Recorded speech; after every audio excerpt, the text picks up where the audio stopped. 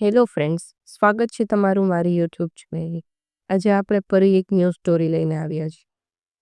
સ્ટોરીનું નામ છે બીજી માં. તમને બધાને લાગતું હશે કે આ કોઈ સાવકી માની વાતો કરશે, કોઈ બાળકની દયાજનક સ્થિતિ, એવું બધું કહીશું. પણ ના, આવું બધું નથી. એ બધા વિષય તો કોમન થઈ ગયા. આજે કંઈક ન્યૂ સ્ટોરી કહીશ. વાત છે એક છોકરીની. તેનું નામ હતું રાશી. એક નાનકડા શહેરમાં જન્મી. બિચારી રાશી એના જન્મના 1 વર્ષ પહેલા જ એનો ભાઈ 1 મહિનાની ઉંમરે મૃત્યુ પામ્યો. એક કુળદીપકના મૃત્યુ પછી આમ એક છોકરીનો જન્મ એના મધ્યમ વર્ગના સગા મા બાપને થોડોક ખટક્યો. પણ એના દાદા દાદીને બહુ જ સારા હતા. એના માટે દીકરો હોય કે દીકરી કોઈ ફેર નહોતો પડતો. એક તો છોકરી હોવાના લીધે થતી ઉપેક્ષા, એના મા બાપના ઝઘડાઓ, આ બધી વાતો એના કુમળા માનસ પર બહુ ખરાબ અસર જન્માવી. આમ તો વધારે સમય એ દાદા દાદી જોડે રહી હતી, તો પણ એક નાનકડું બાળક હતી. એના મા બાપને પ્રેમને વાત્સલ્યની જરૂર હતી, પણ એના નસીબમાં કદાચ મા બાપનો પ્રેમ હતો જ નહીં. એ આ ઝઘડાઓના લીધે ખૂબ આઘાત લાગતો. એ ધીમે ધીમે અંતર્મુખી બની ગઈ. એને પોતાની એક દુનિયા બનાવી પોતાના મનમાં. એ એના સપનાની દુનિયા કહેતી. એ દુનિયામાં માત્ર એવા લોકો જ હતા જે એને પ્રેમ આપતા. ભલે ને દાદા દાદી, ભાઈ બહેન હોય, હા, પણ જો એ કોઈને ઝઘડો કરતા જોવે તો એ વ્યક્તિ આ દુનિયાની બહાર થઈ જતો.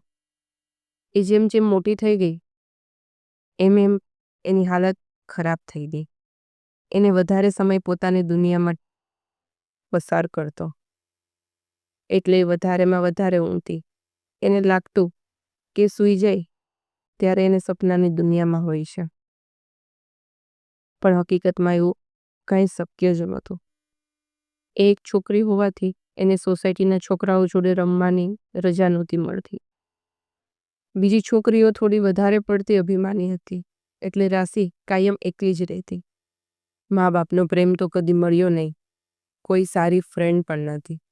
એટલે ચોપડીઓ વાંચતી, રામાયણ, મહાભારત, એ બધી ખબર નહીં કેટલી વાર વાંચી હશે. શાળાની લાઇબ્રેરીની પણ મોટા ભાગની બુક્સ એણે વાંચી લીધી હતી. એ મોટા ભાગે કોઈ નવલકથા કે નવલિકા કે પ્રેમ કથા વાંચતી. ચોપડીના પાત્રોમાંથી કોઈ એક પાત્રમાં એ પોતાની જાતને જોતી અને પછી આખી વાતને એની સાથે જ બની એવું મહેસૂસ કરતી. એ સ્ટડીની બુક્સ જોડે પણ એટલી જ ભળી ગઈ હતી. બુક્સની સાથે સાથે એનું ઓશીકું, એનું બ્લેન્કેટ, એની વસ્તુઓ, એ બધાને પણ એ સજીવ માનીને વાતો કરતી. આ વાત વસ્તુઓથી દૂર જવાનો થાય તો એ રડતી, પણ રડવા સિવાય બીજું કાંઈ કરી શકે એમ નહોતી. એમ પણ એના મા બાપના ઝઘડાઓ વધી ગયા હતા. મા બાપ માટે જે પ્રેમ હોવો જોઈએ એ એના મનમાં કદી આવ્યો જ નહીં. કહેવાય છે ને, સમય કોઈના માટે ઊભો નથી રહેતો. બસ આમ જ સમય ચાલતો રહ્યો. રાશી મોટી થતી ગઈ. એની મોટા ભાગની જરૂરિયાતો એના દાદા પૂરી કરતા. ભણવામાં હોશિયાર હતી, એટલે પરિણામના લીધે એને બહુ પરેશાની ના રહી. આમ ને આમ એને 10થમું સારા માર્ક્સથી પાસ કરી. સાયન્સને બદલે કોમર્સમાં એડમિશન લીધું. બસ આ જ એના જીવનનો વળાંક હતો. આમ તો એના મા બાપના કજિયા તો કદી અંત આવ્યો નહોતો, પણ લાસ્ટ 3-4 યર્સથી એ ખૂબ કંટાળી ગઈ હતી. કારણ કે એના મા બાપના સંતાન કરતાં ગુસ્સો ઉતારવાનું સાધન બની ગઈ હતી. એ જીવનથી થાકી ગઈ હતી. એ 11મા ધોરણમાં આવી. સ્કૂલના પહેલા જ દિવસે એને એક ટીચરની આંખોમાં એક પોતિકાપણું અનુભવ્યું. કંઈક એવું જે કાયમ ઝંખતી હતી. પણ એ પછી ધનતેરસના દિવસે એના મા બાપ વચ્ચે ખૂબ મોટો ઝઘડો થયો. આ ઝઘડાએ માનસિક રીતે તોડી નાખી. એની સહનશક્તિ પૂરી થઈ ગઈ. એણે સુસાઇડ કરવાનું નક્કી કર્યું. એનામાં સુસાઇડ કરવાની હિંમત નહોતી.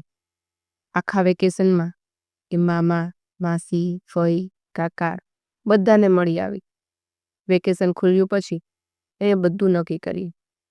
સુસાઇડના આગલા દિવસે એના દાદા દાદીને પણ મળી આવી.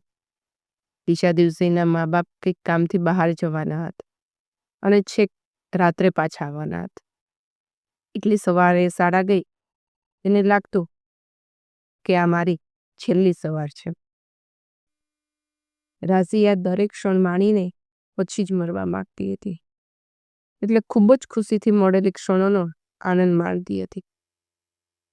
આમ તો તૃપ્તિબેન જે એના ટીચર હતા એ કાયમ જીવનમાં ઉપયોગી થઈ એવી જ વાતો ક્લાસમાં કરતા હતા. પણ એ દિવસે તો એણે સુસાઇડ પર જ વાત કરી. સુસાઇડ એ કોઈ પ્રોબ્લેમનું સોલ્યુશન નથી. જીવન ખૂબ જ કિંમતી છે. એ ઈશ્વરની અનમોલ ભેટ છે. થોડા પ્રોબ્લેમ્સના લીધે અનમોલ ભેટ બરબાદ ન કરાય એ બધાને સમજાવ્યું. રાશિને પણ આ વાત સમજાઈ ગઈ. એને સુસાઇડ ન કરવાનો ફાઇનલ કર્યો. ક્લાસ પત્યા પછી એ તૃપ્તિબેનને મળી. એના મનની બધી વાત કરી.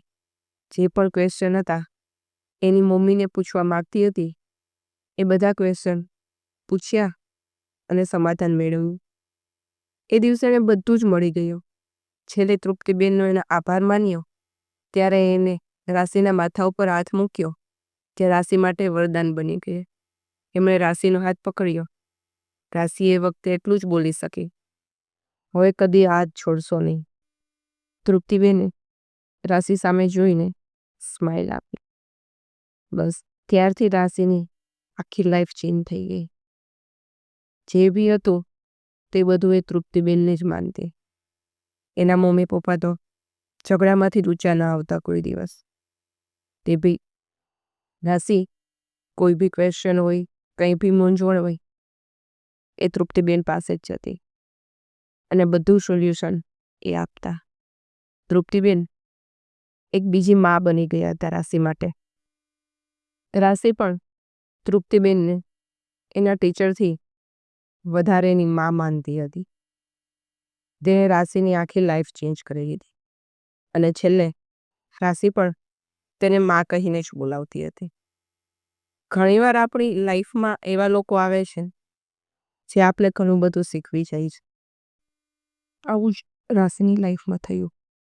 તૃપ્તિબેન ભલે એના માટે એક ટીચર હતા પણ એને ઘણું બધું શીખવી ગયા અને એક મા બની ગયા.